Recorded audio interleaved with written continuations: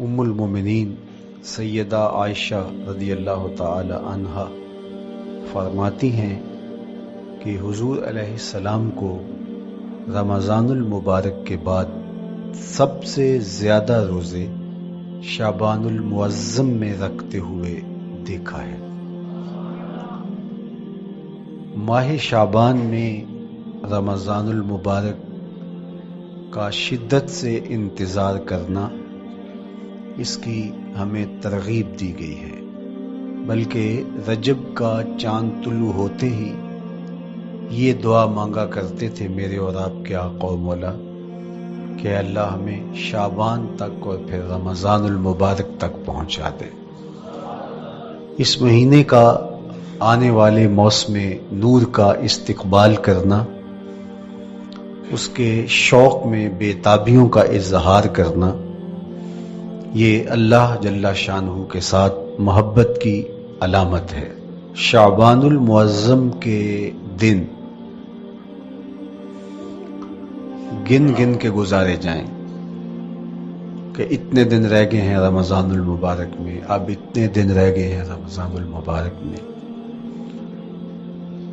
انسانی ذہن میں یہ سوال پیدا ہو سکتا ہے کہ متعینہ وقت پر تو اس مہینے نے آنا ہی ہے، اور اگر زندگی موجود رہی تو اس کو پا ہی لیں گے، تو اس شدت سے انتظار کرنے کا کیا مطلب؟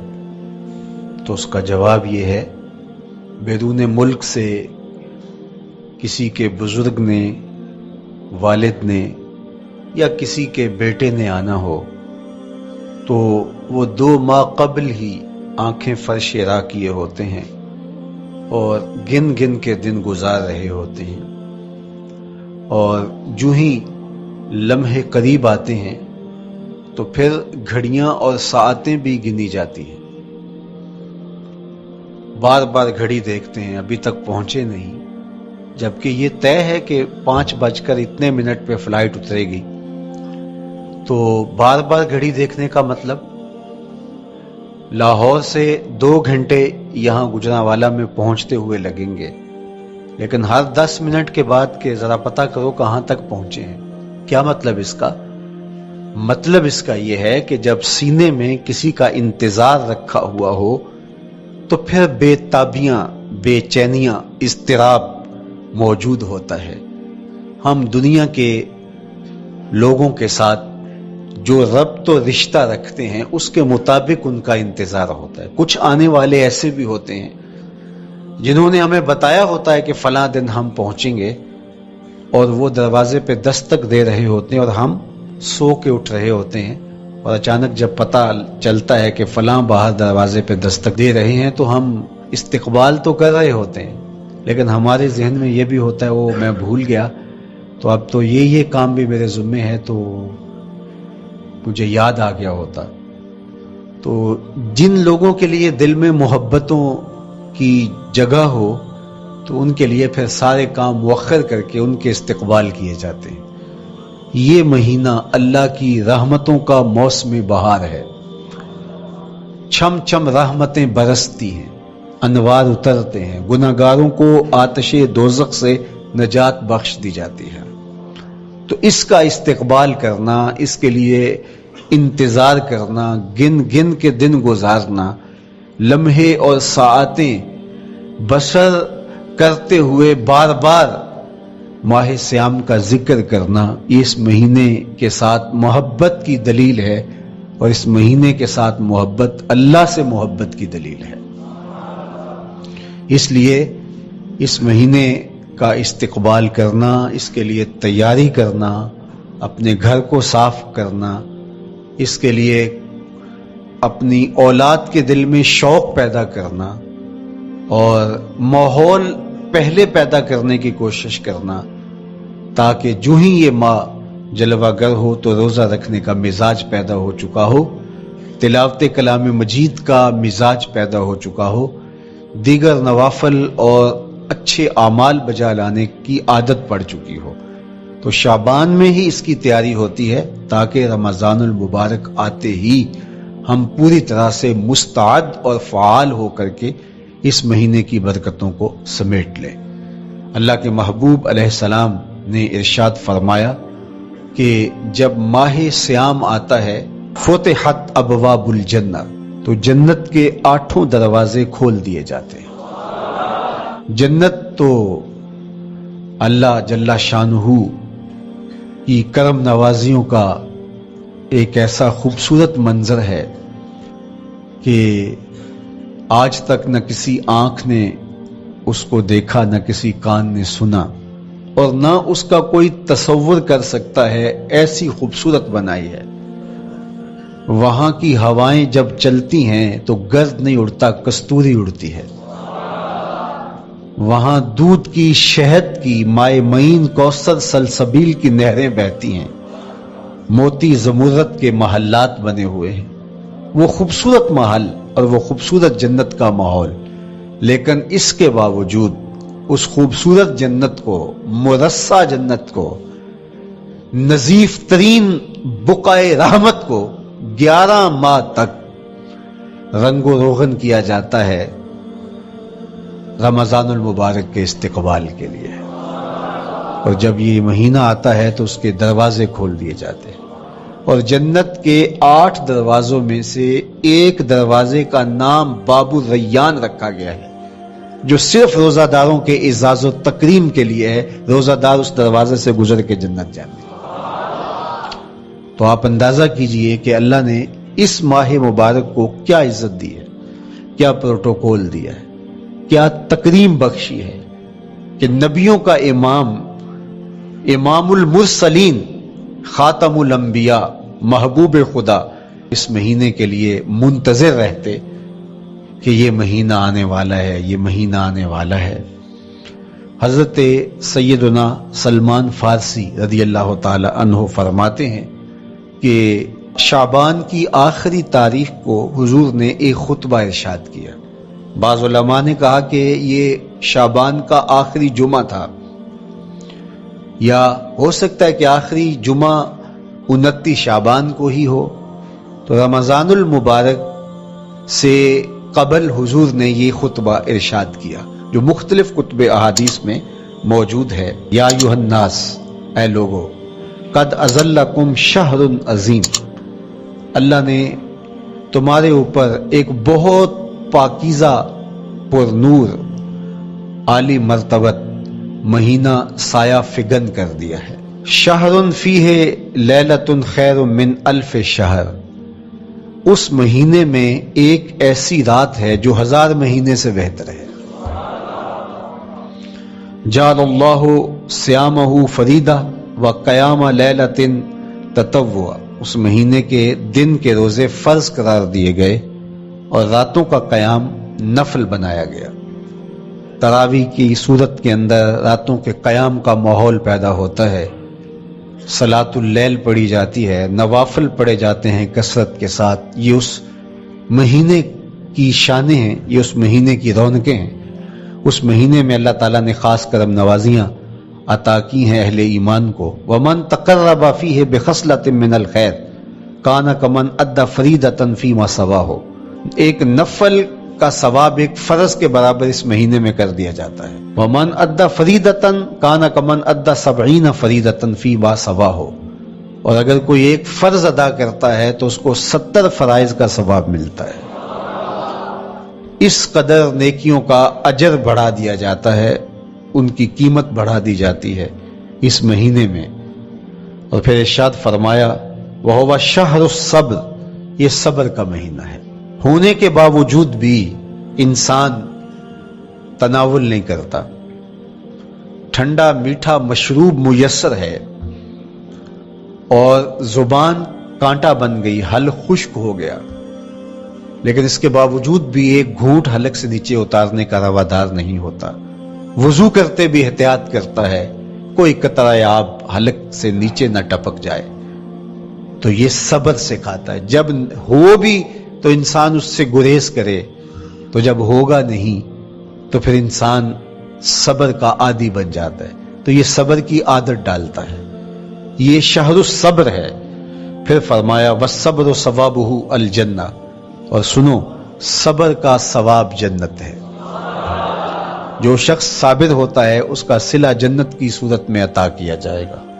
وشہر المواسات، اور یہ ہمدردی کا مہینہ ہے، باہمی پیار کا مہینہ ہے، الفتیں بانٹنے کا مہینہ ہے، نرم دلی کا مہینہ ہے، ایک دوسرے کے احساس کا مہینہ ہے۔ جب کوئی شخص بھوک اور پیاس کاٹتا ہے تو اس کو پھر محسوس ہوتا ہے، بالخصوص امراء، کہ بھوک کیا بلا ہوتی ہے، اور جو نان شبینہ کو ترستے ہیں اور جنہیں کھانا میسر نہیں آتا ان کی زندگیاں کتنی تلخ ہوتی ہیں۔ تو بھوک اور پیاس احساس پیدا کرتی ہے ان لوگوں کا کہ جو اللہ کی دی ہوئی نعمتوں سے محروم ہیں۔ تو اس لیے یہ ایک قسم کا رحم دلی کا مہینہ ہے، پیار بانٹنے کا مہینہ ہے، یہ الفتیں تقسیم کرنے کا مہینہ ہے۔ وَشَهْرٌ يُزَادُ فِيهِ رِزْقُ الْمُؤْمِنِ، اور یہ ایسا مبارک مہینہ ہے جس میں مومن کا رزق بڑھا دیا جاتا ہے۔ روزہ کھانا بچانے کے لیے، یہ اخراجات کم کرنے کے لیے نہیں ہے، بلکہ اس میں آپ کا رزق اور بڑھ جاتا ہے۔ ایسی ایسی نعمتیں کھانے کو ان لوگوں کو بھی نصیب ہو جاتی ہیں عام دنوں میں جو ان کا مقسوم نہیں ہوتی۔ دسترخوان لگتے ہیں، افطاریاں ہوتی ہیں، سحری کے لمحات ہوتے ہیں، کوئی کسی کو ویسے کھانا کھلائے تو اس دسترخوان پہ کھانے کے لیے آنا اس کا اور رنگ ہوتا ہے۔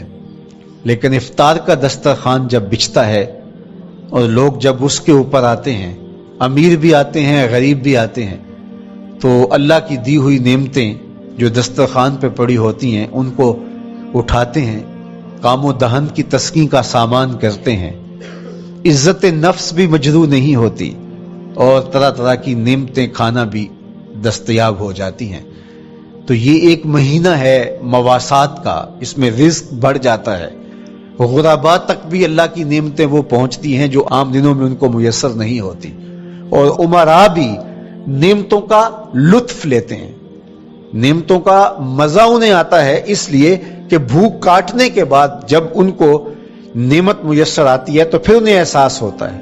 جو شخص ہر وقت سیراب رہتا ہے تو اس کو کیا پتا کہ شدید بھوک کے بعد کھانے کا لطف کیا ہوتا ہے، سخت پیاس کے بعد میٹھا اور ٹھنڈا مشروب جب رگوں کو تر کرتے ہوئے معدے تک پہنچتا ہے تو اس کی تراوت، اس کی ٹھنڈک، اس کی لذت، اس کا کیف و سرور، اس کی عذوبت اس طرح راحت بخشتی ہے۔ اسی لیے میرے اور آپ کے آقا و مولا نے ایک دوسرے مقام پہ ارشاد فرمایا، للصائم فرحتان، فرحت عند فطرہ و فرحت عند لقاء ربہ۔ روزے دار کے لیے دو خوشیاں ہیں، ایک خوشی اسے تب ملتی ہے جب وہ روزہ افطار کرتا ہے، وہ لمحے مسرتوں کے ہوتے ہیں، ایک روحانی احساس ہوتا ہے، اتنا لمبا دن، اتنا سخت دن، گرمی کی شدت، مالک تیرا شکر ہے لمحہ اختتام پہنچا اور یہ اتنا لمبا دن تیرے حکم کی تعمیل کرتے ہوئے بسر ہو گیا۔ ایک تو روزہ کھولتے ہوئے وہ ایک سرشاری ہوتی ہے، وہ ایک لذت ہوتی ہے، روحانی تسکین ہوتی ہے۔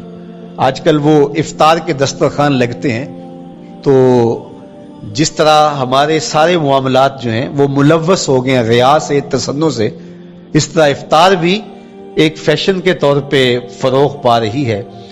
تو اس میں امراء کو اور شخصیات کو بلایا جاتا ہے اور ایسے لوگ کثرت کے ساتھ ہوتے ہیں جن کا روزہ بھی نہیں ہوتا، تو پھر ظاہر ہے رسمن تو اتنی دیر تک وہ کچھ نہیں اٹھا سکتے جب تک اذان کی آواز نہیں آتی، افطار کے لمحے نہیں آتے۔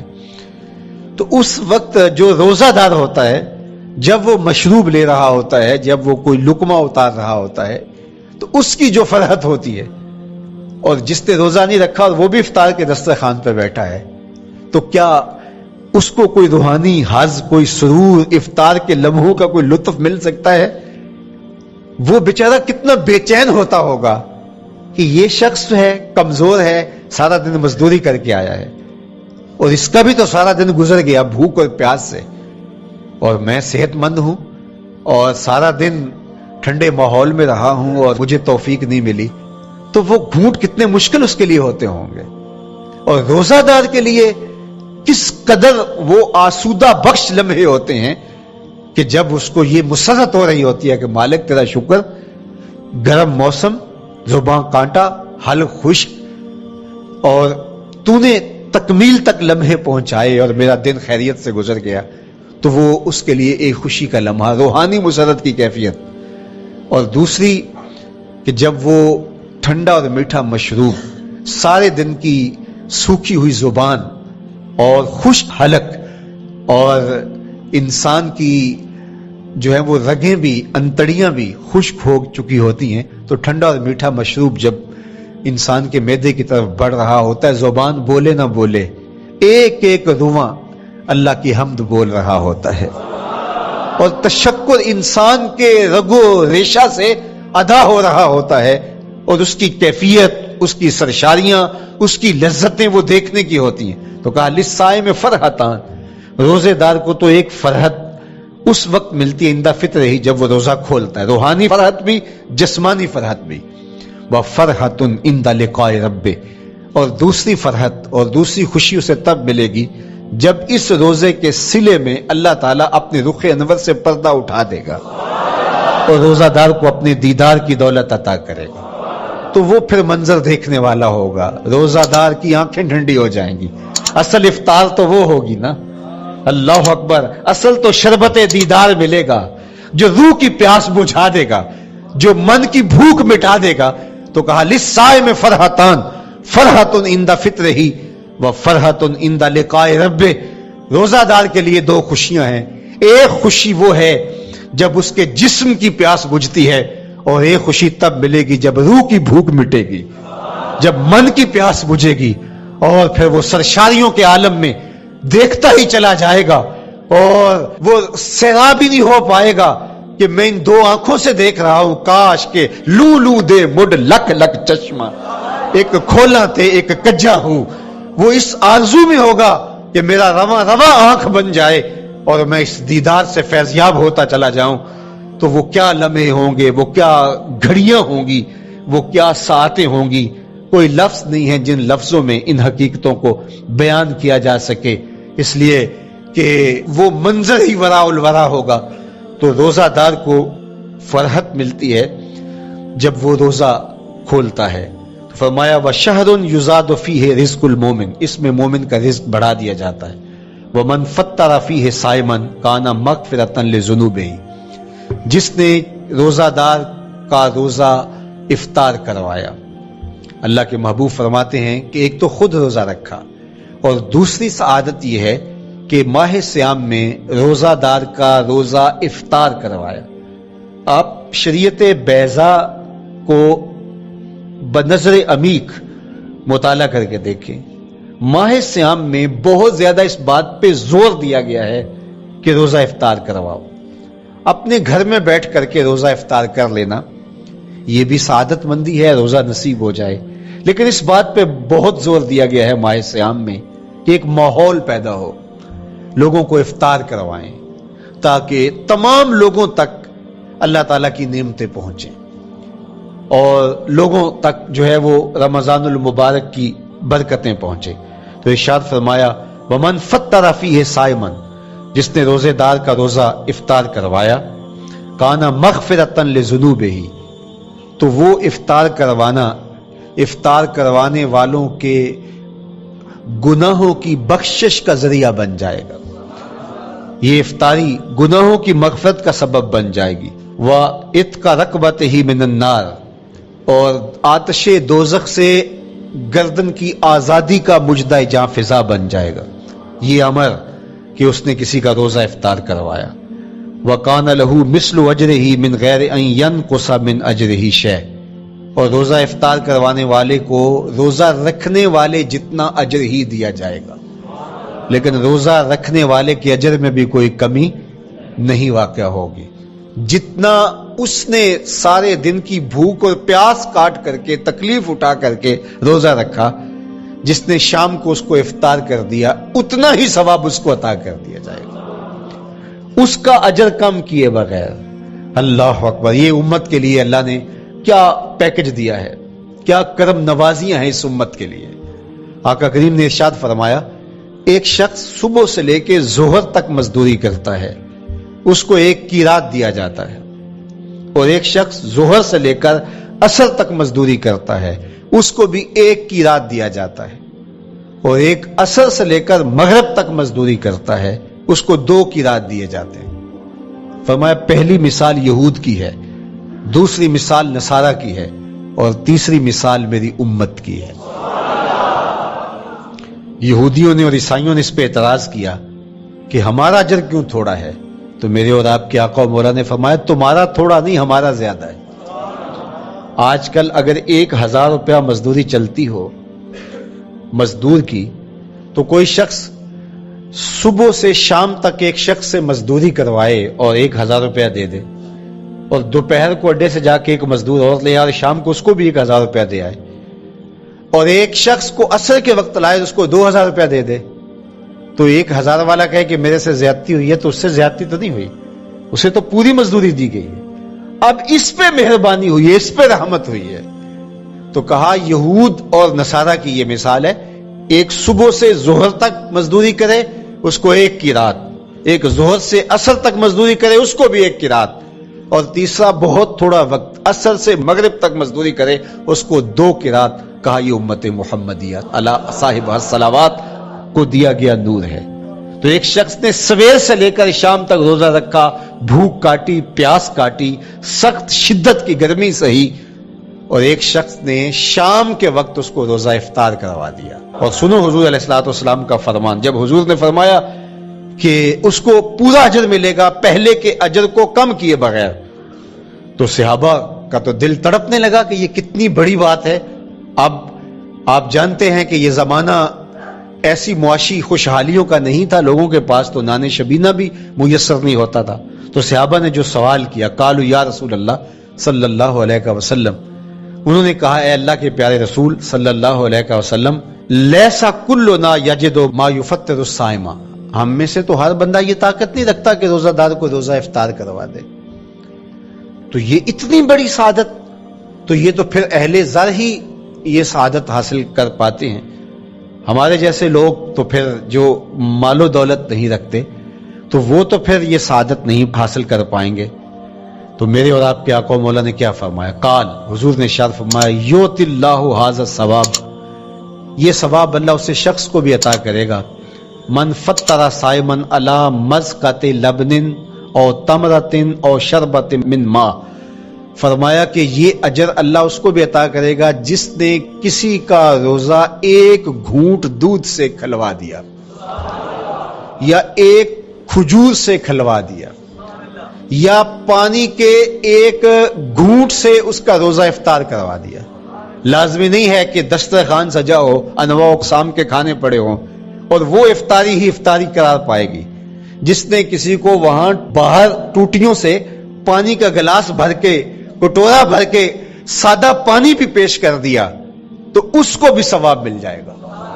کتنا ثواب ملے گا؟ پورا روزہ رکھنے کا ثواب اس کو ملے گا۔ کتنی رحمتوں کی لوٹ سیل لگی ہے، کوئی ایسے بھی بانٹتا ہے، کوئی ایسے بھی کرم نوازیاں ہوتی ہیں، لیکن میرے رب کے خزانے کتنے کھلے ہیں۔ میں نے مدینہ المنورہ میں ایک شخص کو دیکھا کہ وہ روزے کے وقت وہاں سے ہی گلاس لیتا اور زمزم سے بھرتا اور روزہ داروں کے آگے رکھتا چلا جاتا، اور روزانہ اس کا یہ عمل ہوتا، نماز عصر کے بعد شروع ہوتا، جتنی اس کی پہنچ ہوتی ہر ایک کے آگے رکھتا چلا جاتا، پانی بھی وہاں سے لیا، گلاس بھی وہاں سے لیا۔ اللہ اکبر، فرمایا دودھ کا 1 گھونٹ یا پانی کا 1 گلاس یا 1 کھجور اس نے کسی کو پیش کی اور اس نے اس سے روزہ کھولا، اللہ کے محبوب فرماتے ہیں پہلے کے اجر میں بغیر کسی کمی کے اس کو پورا پورا ثواب روزے کا نصیب ہوگا۔ اللہ اکبر۔ اب سنو، پھر حضور نے ارشاد فرمایا ومن اشبع صائما، اور جس نے صحیح اہتمام کے ساتھ روزے دار کو اچھا کھانا کھلایا، اچھی پرتکلف افطاری دی، سقاہ اللہ من الحوض شربتا لا یظمأ حتی یدخل الجنہ، اس کو حوض کوثر سے ایسا جام ملے گا کہ اس کو کبھی پیاس نہیں ملے گی یہاں تک کہ جنت میں چلا جائے گا۔ اللہ اکبر، اس کو کوثر کے جام نصیب ہوں گے حشر کی گرمی میں، اور آپ کو معلوم ہے، علماء سے آپ نے بارہا سنا ہوگا کہ جام کوثر جس نے ایک بار پی لیا پھر 50,000 سال کے دن میں اس کو دوبارہ پیاس نہیں لگے گی۔ یہ جام کوثر کی خصوصیت ہے۔ فرمایا وَهُوَ شَهْرٌ أَوَّلُهُ رَحْمَةٌ، یہ وہ مہینہ ہے جس کے پہلے 10 دن رحمت ہیں اور اس کا درمیانی عشرہ مغفرت ہے، وَآخِرُهُ عِتْقٌ مِّنَ النَّارِ، اور اس کا آخری عشرہ جو ہے وہ آتش دوزخ سے نجات کا ضامن ہے۔ فَاسْتَكْثِرُوا فِيهِ مِنْ 4 خصال، کہا کہ 4 کام اس مہینے میں کثرت کے ساتھ کرو۔ خصلتان ترضون بہما ربکم، 2 کام تو وہ ہے جس سے تم اپنے رب کو راضی کرو گے۔ وخصلتان لا غنا بکم عنہما، اور 2 کام ایسے ہیں کہ ان سے بے نیاز نہیں ہو سکتے تو وہ تمہیں کرنے پڑیں گے۔ اما الخصلتان اللتان ترضون بہما ربکم، وہ 2 خصلتیں، 2 کام جن کے ذریعے سے تم اپنے رب کو راضی کر سکو۔ فشہادت اللہ الہ الا اللہ، وہ گواہی دینا ہے لا الہ الا اللہ۔ وتستغفرونہ، اور تم کثرت سے استغفار کرو، اللہ سے بخشش مانگو۔ یہ 2 کام تم نے کرنے ہیں۔ وَأَمَّا الْخَصْلَتَانِ اللَّتَانِ لَا غِنَىٰ بِكُمْ عَنْهُمَا، اور وہ چیزیں جن بغیر تمہیں چارہ نہیں ہے۔ فَتَسْأَلُونَ الْجَنَّةَ وَتَعُوذُونَ مِنَ النَّارِ، اللہ سے جنت طلب کرو اور دوزخ سے پناہ مانگو۔ تو یہ 2 کام جو تمہاری ضرورت ہے تم اس مہینے میں کثرت کے ساتھ کرو۔ تو یہ مہینہ رحمتوں کی لوٹ سیل کا مہینہ ہے، یہ کرم نوازیوں کے امٹتے ہوئے دھارے ہیں، یہ سیل رحمت ہے جو کہ من کی سیرابی کا سبب اور ذریعہ ہے۔ خوش نصیب ہیں جو ماہ صیام کو خوبصورتی کے ساتھ بسر کرتے ہیں، اس کے آنے سے پہلے استقبال کرتے ہیں، گھروں میں صفائی کریں، اہتمام کریں، مساجد میں اہتمام کریں، تاکہ بچوں میں یہ شوق پیدا ہو کہ ماہ صیام آ رہا ہے۔ جب ہم بچے تھے تو ہمارے والدین رمضان المبارک سے قبل ہی رمضان المبارک کی تیاریاں شروع کر دیا کرتے تھے۔ اس وقت گھر میں شربت تیار ہوا کرتے تھے گڑ کے، اور وہ پہلے ہی مائیں گھر میں تیاری کرنا شروع کر دیا کرتی تھی۔ ایک شوق پیدا کرنا مقصود ہوتا ہے۔ تو کچھ چیزیں ایسی ہیں کہ آرڈر لکھیں اور 1 سیکنڈ میں گھر پہنچ جائے، لیکن کچھ چیزیں یہ جو ہے وہ تیار کرنی چاہیے، شوق پیدا ہو گھروں کے اندر۔ ماؤں کو چاہیے کہ افطاری کو اہتمام کے ساتھ تیار کریں تاکہ بچوں کو شوق پیدا ہو اور یہ ایک ماحول پیدا ہو، قرآن مجید کی تلاوت کا ماحول پیدا ہو، جاگنے سونے کے جو ہے